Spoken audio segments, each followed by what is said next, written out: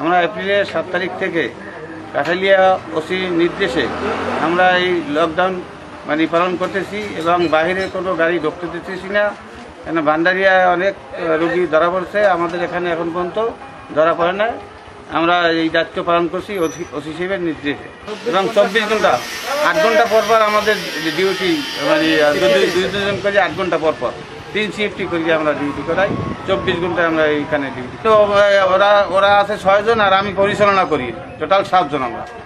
আমরা কাঠালিয়া থানার ওসি স্যারের নির্দেশে বিনাপানি এবং ভান্ডারিয়া, কাঠালিয়া এবং ভান্ডারিয়া এর যে বর্ডার, এই বর্ডারে চেকপোস্ট বসাইছে।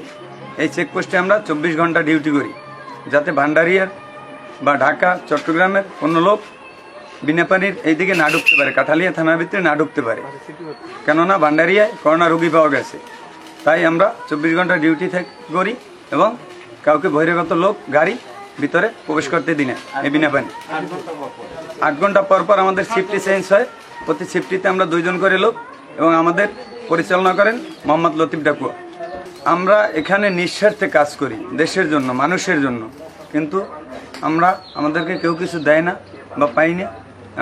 আমরা কারো কাছে কিছু চাইও না, নিজেদের দক্ষতায় নিজেরা চলি।